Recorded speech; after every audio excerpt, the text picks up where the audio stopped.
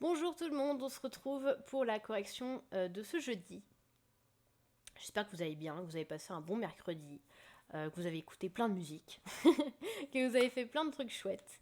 Et on se retrouve... Ouh, j'ai les doigts qui craquent. Pour les corrections de nombres et calculs, on va commencer tout de suite. Donc c'est parti.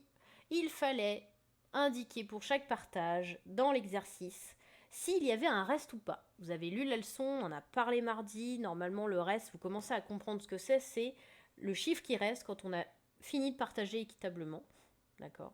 Est-ce qu'il reste quelque chose dans ces partages à faire? Donc vous aviez 16 partagés en 4 parts. Est-ce qu'il y a un reste, ou pas? On peut faire 4 fois 4, vous savez que ça fait 16. Donc, on peut partager 16 équitablement en 4 parts égales et on sait qu'il n'y aura pas de reste. 21 partagé en 5 parts. On sait, on a un indice pour avoir une réponse, que toutes les multiplications avec la table de 5, ça finit soit par 5, soit par 0. On sait donc que 5 fois 4, ça fait 20. Donc on ne peut pas partager 21 en 5 parts égales. Il restera forcément 1 tout seul. Donc 1, c'est le reste. 32 partagé en 8 parts. On sait que 8 fois 4, ça fait 32. Donc, on sait qu'on peut partager 32 en 8 parts égales. Il n'y aura pas de reste. Et on sait que par exemple pour 32 bonbons, pour 8 participants, chaque participant aura 4 bonbons et il n'y aura plus de bonbons du tout.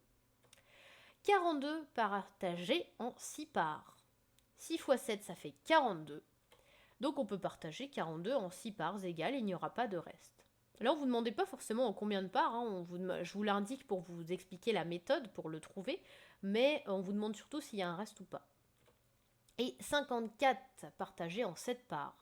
On sait que 7 fois 7, ça fait 49. Mais 7 fois 8, c'est trop grand pour 54. Donc, on sait que 7 fois 8, ça fait 56. Donc c'est pas bon, on peut pas. Donc on ne peut pas partager 54 en 7 parts égales, il restera forcément 5. Donc là, on a juste notre 21 partagé en 5 parts et le 54 partagé en 7 parts, où il y a forcément un reste. Alors, le registre de langue, on descend. Alors, nous avions quel registre de langue ces phrases appartiennent-elles? Et il fallait que vous expliquiez quand et avec qui vous pouvez les prononcer. Donc, on en a plusieurs. On a Papy et Mamie sont vraiment cool, ils m'ont filé 10 euros. On sait que c'est du langage familier, puisqu'on a cool, qui est en fait un mot anglais. Le mot anglais, quand on les utilise en français, c'est plutôt du familier. C'est trop cool, etc. Ça va être plus familier. En langage courant, on va dire, ah, c'est chouette. Et en soutenu, on va dire, c'est exquis, c'est merveilleux, etc. Et donc le langage familier, pour rappel, il est surtout à utiliser avec tes copains, tes copines, tes frères et sœurs, les gens que tu connais très bien. Puis-je avoir l'autorisation de me retirer dans ma chambre? C'est du langage soutenu. Puis-je, vous avez l'inversion. Vous vous rappelez dans la phrase interrogative, inversion du sujet et du verbe. Et me retirer, c'est est-ce que je peux partir et aller dans ma chambre? Là, c'est me retirer. C'est un langage soutenu à utiliser si tu es invité chez quelqu'un, par exemple, pour être respectueux. Il y a longtemps, les enfants parlaient comme ça tout le temps, même avec leur famille. Vous pouvez être très respectueux et poli en parlant avec un langage courant, c'est pas un problème, mais c'est une idée. Si par exemple vous allez, je ne sais pas moi, dans le château de quelqu'un de très célèbre, ou d'un roi, je ne sais pas, souvent le langage soutenu, il est de moins en moins utilisé, on va pas se le cacher, mais c'est considéré comme très poli, très développé comme langage. Le langage courant est tout aussi riche et développé d'ailleurs. J'aimerais faire du tennis l'an prochain.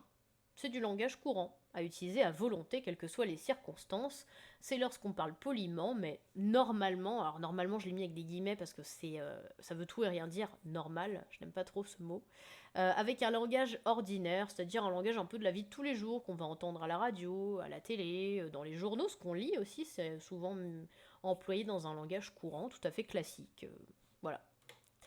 Alors, ensuite, vous avez encore un exercice sur la classe des mots. Tout simplement, il fallait indiquer la classe grammaticale de la liste de mots que vous avez juste là. Alors, on avait donc... Je suis mal installée. On avait donc du thé, c'est un nom commun.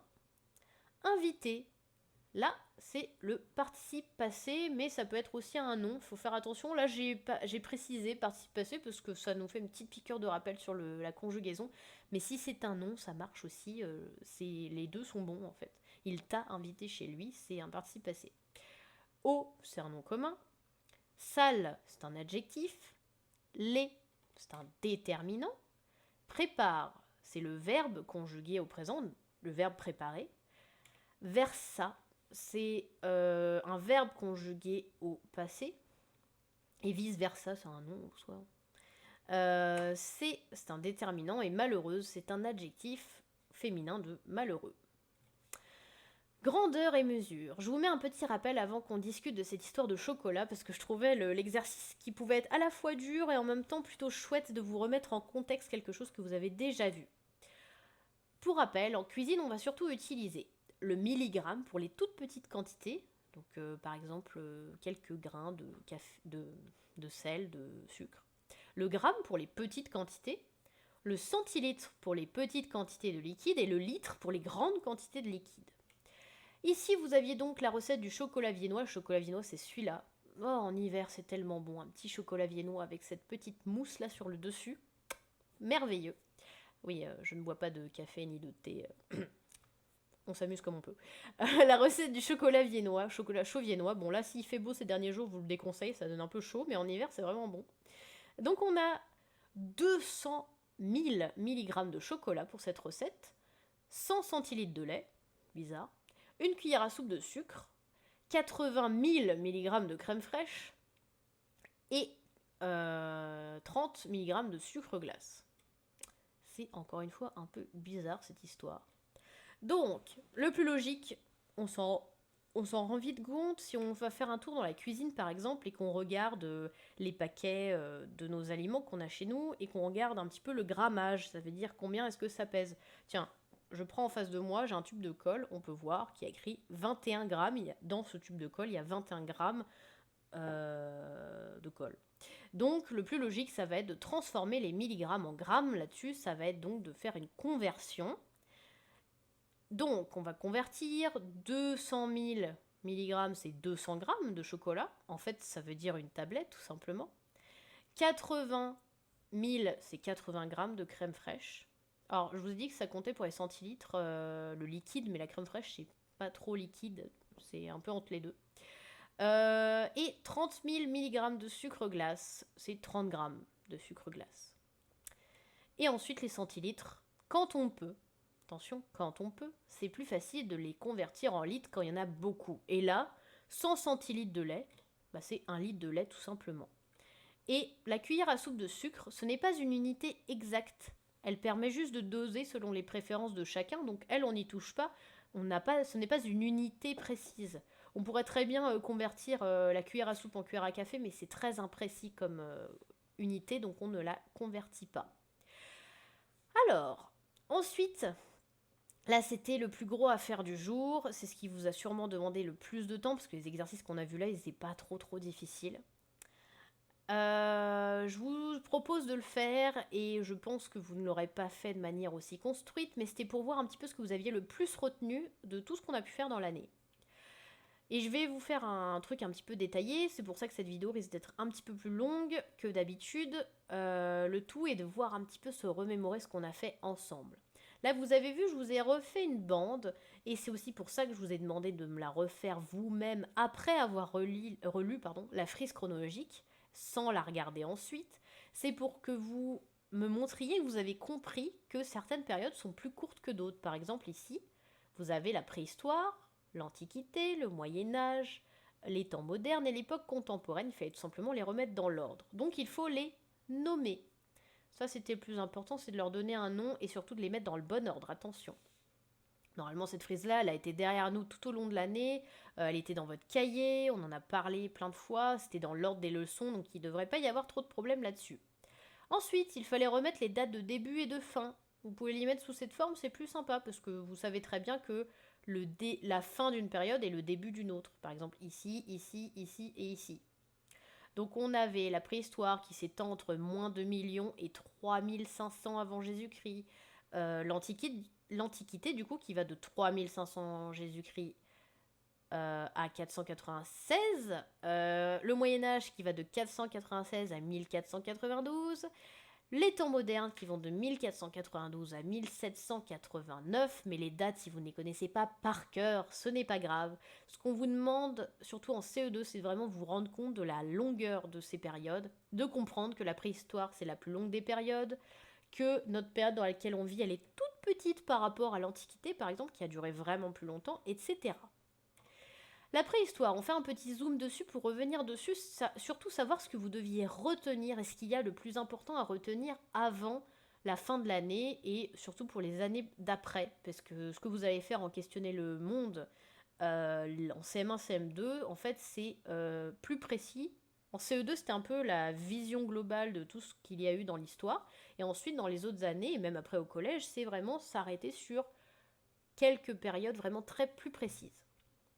Donc ce qu'il y avait à retenir, c'était bien sûr les dates de début et de fin, et aussi le développement des hommes. Donc avec, dans l'ordre, l'Australopithèque, l'Homo habilis, l'Homo erectus, Néandertal, et ensuite nous, c'est-à-dire Homo sapiens sapiens, c'est nous. C'était vraiment cet ordre. Les dates, ce n'est pas grave, d'accord? Quand on a fait le chapitre dessus, on a mis plein de précisions parce que c'est juste que c'est un sujet très intéressant et très long, donc il y a vraiment beaucoup de choses à raconter. On pourrait faire tout un chapitre sur simplement un Homo habilis par exemple ou Néandertal, mais c'était une vision un peu globale. Donc c'était le principal à retenir, c'est l'ordre de ces pré-hommes. L'Antiquité, vous aviez les dates de début et de fin, bien sûr, que vous pouvez voir. Et le plus important à retenir, c'était l'invention de l'écriture, Vercingétorix, et la Gaule romaine, qui était très importante et qui a changé un petit peu la face de la France. Voilà. Le Moyen-Âge qu'il y avait le plus à retenir, c'est la migration de nouvelles populations en Gaule qui devient la France, qui n'est plus la Gaule, les rois qui gouvernent désormais, et Jeanne d'Arc, qui aide à libérer Orléans lors de la guerre de 100 ans. Si vous n'avez pas retenu autre chose, ou si c'est la seule chose dont vous avez retenu, c'est très bien, c'est pas grave, c'est vraiment le principal. Les temps modernes, vous aviez à retenir Christophe Colomb, qui découvre l'Amérique, en plus on l'a vu en histoire de l'art, ce petit tableau. Louis XIV, le roi Soleil, qui obtient le pouvoir absolu sur la France.